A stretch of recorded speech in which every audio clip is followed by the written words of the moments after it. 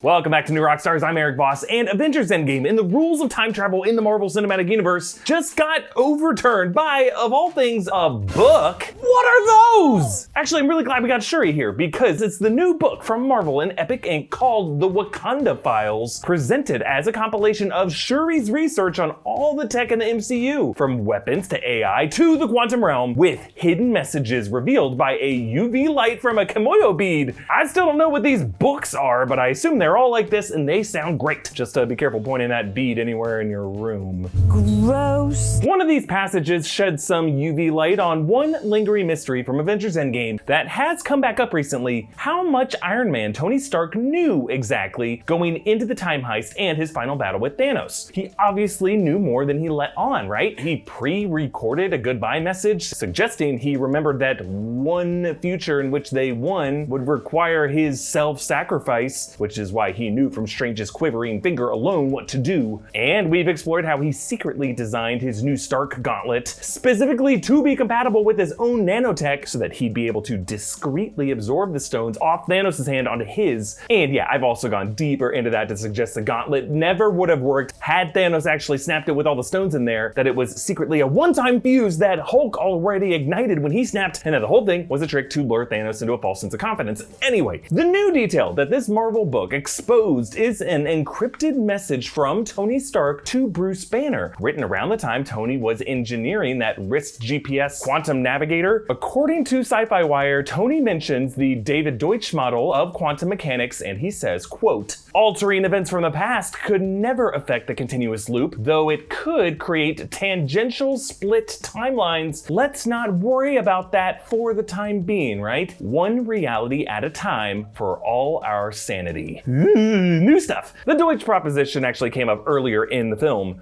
Tony, after everything you've seen, is anything really Quantum impossible? fluctuation messes with the Planck scale, which then triggers the Deutsch proposition. Can we agree on that? Tony was referring to the many worlds interpretation of quantum mechanics. An assumption that Einstein's theory of space-time is false allows for the theoretical possibility that multiple realities could coexist simultaneously. And this message from Stark to Banner explains how Banner was such a know-it-all to Scott, Rhodey, Clint, and Nebula. Think about it. If you travel to the past, that past becomes your future, and your former present becomes the past, which can't now be changed by your new future. Exactly. But the most interesting implication is the question it brings up over how much Stark knew going into this, because right before they confront Thanos, Tony tells Cap, You mess with time, it tends to mess back. You'll see.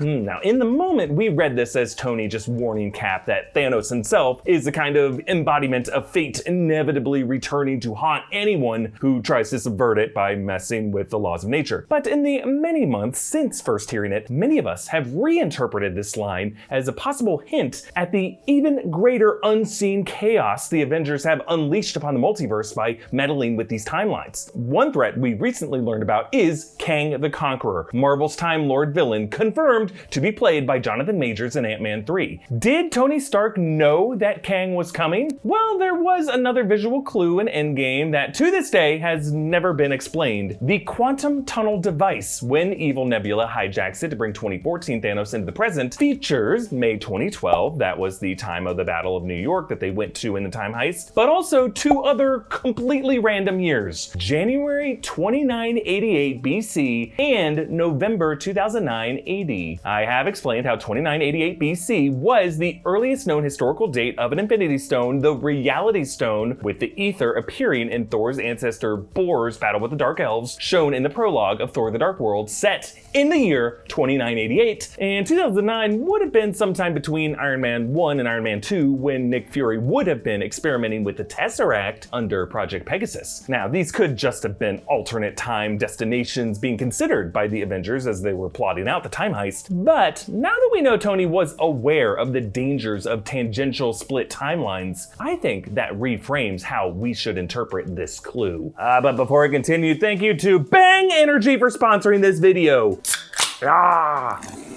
Sweet. Every can of Bang is 16 ounces. It contains 300 milligrams of caffeine. It's sugar-free and it has 0 calories, yet it tastes real great. There's over 20 different flavors to choose from. One of those great flavors is Bangster Berry, a berry that I presume due to mandatory sentencing laws probably went to jail for a long time because being a bangster doesn't pay, but it does make a delicious energy drink. Check out Bang on Instagram. You can get 25% off your order at bangenergy.com when you use the code NewRockstars25. There you can buy cans of Bang Energy. They got a sweet tea flavor. They got a keto coffee flavor. You can also get clothing or fitness supplements, all kinds of stuff to be your best Bang self. Thanks again to Bang Energy for sponsoring this video. Get 25% off at bangenergy.com using the code NewRockstars25. So of course the timeline of Avengers Endgame is real tricky. There's the 5-year time jump. Scott Lang experiences time dilation. The Ancient One changes the movie's timeline logic halfway through. But most importantly, each of their separate time missions conclude with all of them returning to the same exact moment in the present. As Marty McFly observes, when you have a time machine, you can return to whenever you want. Ooh, by the way, last year I analyzed the dueling depictions of time travel in Endgame and in Back to the Future, and we're gonna release it publicly on this channel in a few days. Don't listen to Scott Lang. Back to the Future is not a bunch of bullshit. But one time jump I think many of us missed is the one that occurred right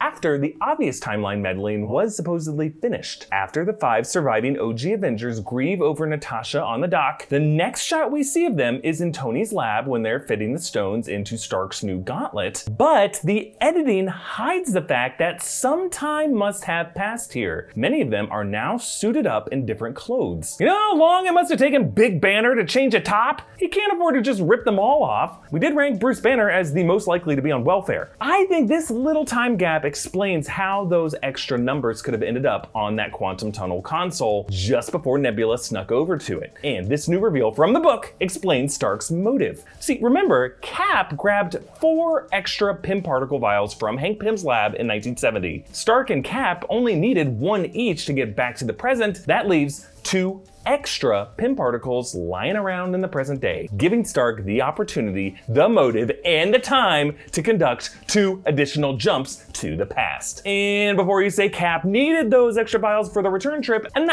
he clearly needed more than 2. There were 6 stones separated from at least 4 different points in space-time, and presumably the Avengers reloaded on them from like Hank Pym, who was at the funeral, or the ones Thanos apparently reverse engineered according to the directors. So what was Stark's secret time mission? Well, this book confirms that Stark knew about alternate realities that he warned Bruce Banner not to worry about yet. And when he tells Cap that time will mess back, he says, "You'll see." Through his solitary experimentation, Stark must have known that some dark force is out there in the time stream playing it all like a goddamn harp. Yeah, I think Tony Stark knew about Kang the Conqueror and the way Kang has already controlled the time stream to enable his future dominion and his kingdom in Chronopolis, which I think that city in the quantum realm is more or less confirmed to be at this point. Stark knew Kang would create one of many branch realities by first snatching the reality stone back from the year 2988 BC. So Stark went back to stop him and clip off that branch. But Stark also knew that Kang would do the same with the space stone in 2009, so he thwarted Kang again and clipped off that branch. So that's 2 jumps, 2 vials, and by 2009, Hank Pym would be over there on the West Coast. So for Tony, it would just be a matter of zipping on over to Hank Pym's lab, stealing another particle, and then returning to the present just in time to help Banner zip up into his activewear. Look folks, Stark went through something that we didn't see. There was an additional grimness in his eyes when he said those words to Cap just moments after this. You'll see. And I think it is because Tony Stark knew there were many other alternate realities controlled by one dark force, Kang the Conqueror, a time stream that Tony Stark tried to clip off, but was unable to completely dam that stream. And he knows here that it's gonna be on the surviving Avengers of the future to face, a future that Tony Stark won't be a part of. Subscribe to New Rockstars, hit that notification bell, follow me on Instagram at Erik Voss, follow New Rockstars. Thanks for indulging me as I pitched how Tony Stark went back in time to bang Kang. Let's have a Kang bang.